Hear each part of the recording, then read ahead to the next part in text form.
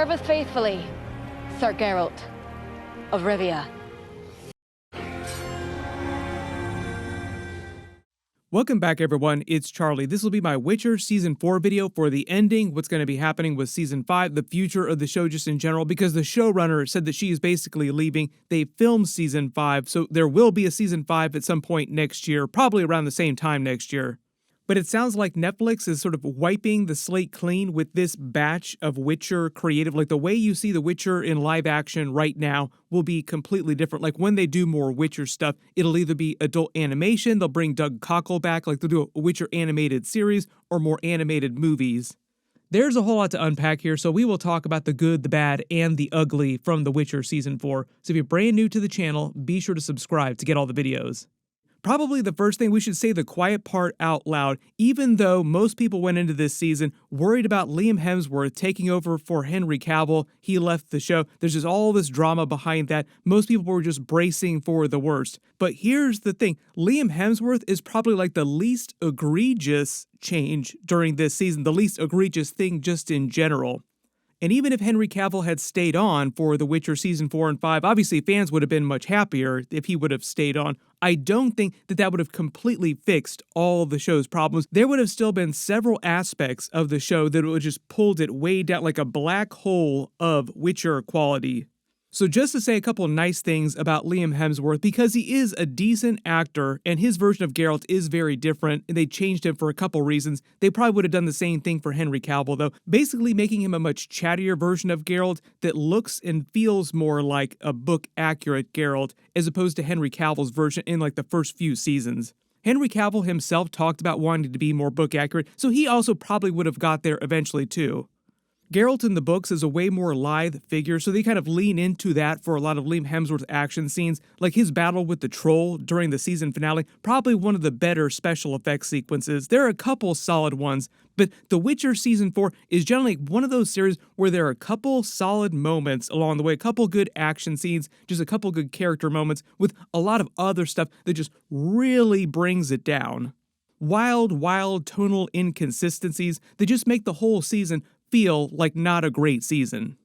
They've already filmed the Season 5 episodes with Liam Hemsworth, so like they've already wrapped the show. They've already filmed the final ending for the show. I haven't seen it yet, so I don't know if they improve on some of the inconsistencies from Season 4. My assumption is that it's probably just more of the same, so it'll feel like The Witcher Season 4 in general. So if you absolutely hated what they did with The Witcher during Season 4, Season 5 probably isn't going to turn you around on it.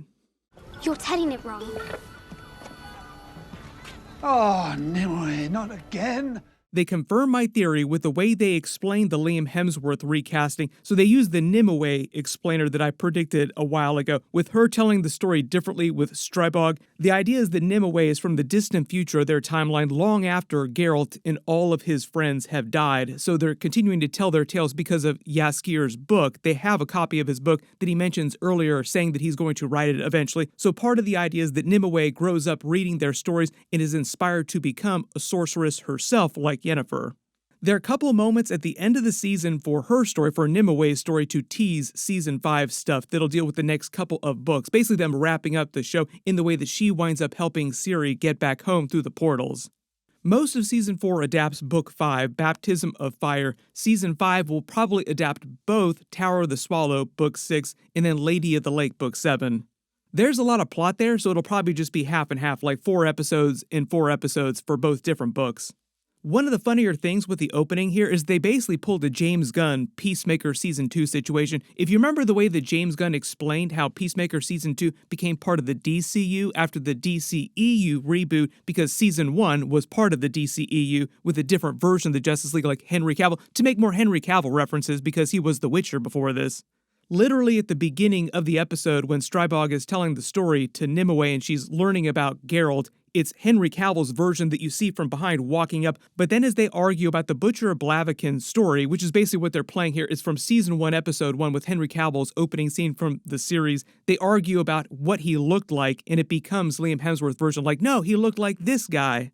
So they basically did the exact same thing that James Gunn did with that Justice League scene from the end of Peacemaker at the beginning of Season 2, like, meanwhile, it looked like this, not like the other way that you remember it. Probably one of the biggest problems that Season 4 had was this whole Yennefer storyline portaling around the continent trying to put an army together against Vilgefortz. There's a lot of hand-waving against the larger machinations of all the different nations. So like there's abject chaos going on in the background, and the show doesn't really care to get too deep into that or explore many of the consequences. Like, no, we don't have time for that. We don't have the budget for all that stuff. There are a couple dramatic changes to the Lodge of Sorceresses storyline. They make them seem like a much more altruistic group. In the books, they wind up being way more antagonistic. Yennefer doesn't help put them together. They basically force Yennefer to become part of the group. Philippa is more of an antagonist. And they reveal they also want Ciri for themselves too. So part of the idea is that pretty much every single major group besides Geralt and Yennefer wants Ciri for some nefarious purpose, and they're trying to save her. And Ciri's all the while trying to escape everyone too while they're chasing her. We build a Lodge of Sorceresses. They wait till the end of the season to formally form the Lodge of Sorceresses, so I don't know if there's going to be some twist during Season 5 where they reveal that the Lodge actually wants Ciri for some nefarious purpose, or they just completely got rid of that storyline. My assumption is they're more worried about what's happening on the Elven world with the Wild Hunt and Avallac'h and all that stuff with Ciri, and wrapping up the White Frost storyline, which they've also added because that doesn't take place during this part of the book. Like, the books don't really get into any of the White Frost stuff. That's all video game stuff. Speaking of games, they did go full meme and reference Geralt and Yennefer on the horse when she goes to the brothel and sees them doing the body play about their adventures. Kind of seemed like she was impressed by that. Generally, my least favorite part of the season was the whole Lodge of Sorceresses storyline. Like, the whole witch on a broomstick felt very classical witch's hat, black robes. Don't know why they tried to go there, because it just felt very tonally inconsistent for the world in general. Maybe it's meant to be an Elphaba Wicked reference or something like that. Not totally sure what's up. All that weird comedy with Xavier, the lesbian dwarf with the lipstick, not sure what was going on there. Maybe they just wanted to punch up with even more jokes. Like I said, tonally the season was just all over the map. We should also pour one out for Vesemir, R.I.P. You also probably noticed that they recast the actor. Kim Bodnia didn't come back because of a scheduling problem he had. He was filming the F1 movie, which is a fantastic movie, but he was busy doing that when they needed him to film his Vesemir scenes for The Witcher Season 4, so they just got another actor to play him. A couple of the very big casting additions to the season, couple of new characters are Lawrence Fishburne's Regis, who is from the books, but obviously very, very changed. Generally, I love all of his other stuff. He is a fantastic actor, so I feel like a lot of his storyline during the season is one of the least egregious changes from the books. James Purfoy is Stefan Skellen, also was one of the bright spots of the season. Like, he makes a meal out of the material they give him, but I feel like the scripts are all really, really weak, so a lot of this just relies on the actors being amazing at their jobs. This is also why tonally Emperor Emhyr is all over the map. Basically the material that they gave him, like, he's just crazy this season. I've also been a longtime fan of Charlotte Copley, who plays Bonhart, who is really like the actual main antagonist of the season next to Vilgefortz. Bonhart's story this season plays like a very, very quick speedrun version of his plot in the books, and Season 5 will likely begin with Bonhart forcing Ciri to fight in the arena at Claremont and her escape, then compressing the storyline from Tower of the Swallow and Lady of the Lake, like I said. A lot of their ending also sets up the Rats spin-off movie, The Rats A Witcher Tale. They also surprise drop that. But here's the crazy thing, you can't really watch that till after you watch Season 4 because it kind of spoils the end of The Witcher Season 4, because it's all about Bonhart narrating this story to Ciri. You now know, Falca. In the end, I always win. If you didn't see the news, The Rats A Witcher Tale was originally going to be a spin-off series like The Witcher Blood Origin, but there were all these disasters. I think it also happened when they were overlapping with the whole strike situation. So just like a number of things caused them to winnow it down, like all the footage that they filmed for the series, into a single movie. So there's just like a lot of stuff to hit the cutting room floor. And generally, it's just meant to fill in some gaps from The Witcher Season 4 and explain the Rats' backstory, and also set up Ciri and Bonhart for Season 5. You also probably noticed Dolph Lundgren, who is playing the disgraced Witcher named Brehon, who is a callback to a storyline from Season 1. His Witcher is also from the School of the Cat, who used to be headquartered at Stygia Castle, which Vilgefortz was using during the series here as his hideout. I'm probably not going to do a separate video for that Rats Witcher movie, just because it doesn't do a whole lot for The Witcher Season 5. Like, it's just very extra, so it's like a DVD bonus feature if you want that. If you do not watch it, it's not going to ruin your experience of Season 5 more than you already felt like it was going to be ruined. They end the season with a couple other big deep cuts too. So Geralt meets Queen Maeve, who ironically knights him a true Knight of Rivia, so she makes the Geralt of Rivia title a real thing, which they explained during the season. If you didn't read the books, the whole idea is that he just made up the title. He's not actually from Rivia. He just did it so that he would get better contracts. In exchange for his bravery helping them survive the bridge fight, she formally knights him, but it also binds him to her, which makes it way harder for him to go find Ciri. There are a couple other big teasers for Season 5 at the ending of this episode too, where they tease that Emhyr is sending a dragon to kill Geralt, although their storyline, Ciri and Emhyr's storyline, does have a relatively happy ending at the end of the books. The games kind of take it a little bit further, but I don't think they're going to be doing the game stuff for their storyline. They also tease that Vilgefortz is going to eventually capture and torture Yennefer at his castle there. Nimue also teased the next part of Geralt's story, meeting Angoulême, and then meeting Avallac'h like the books. Avallac'h, who they already teased during The Witcher Blood Origin, will explain Ithlinne's prophecy to Geralt and how he can help Ciri. Ciri will also probably face off against Skellen, who comes to kill her, which they already teased. He finds out that he's followed by Rience, who's working for Vilgefortz, who is also still trying to get Ciri. So all these people are still trying to chase Ciri. She winds up jumping through the portal at Tor Ziriel to the Elven world accidentally, not realizing that she's actually traveled to the other world. Maybe they'll finish that halfway through Season 5. Like I said, they have 2 books and only 8 episodes to get through them. Maybe they'll do the Lady of the Lake joke too. So Nimue is also called the Lady of the Lake, but Ciri also gets the nickname when Galahad from the Arthurian mythology accidentally sees her bathing in a lake and mistakes her for the Lady of the Lake from the King Arthur chronicles, like that Lady of the Lake.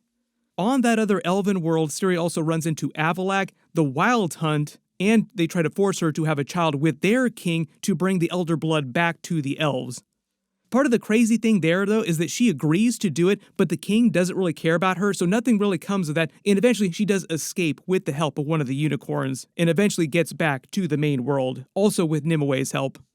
Ciri, I still feel a connection to her, linked by... destiny. This is also what Nimue was teasing at the end of the season, where she says, I have to go off and find my destiny too. So she goes to train to become a sorceress and eventually will wind up helping Ciri in her future. Part of the idea is that when Ciri is trying to portal back home, she doesn't have control over her ability, so she's portaling all over time and space, which is how she accidentally winds up in the future.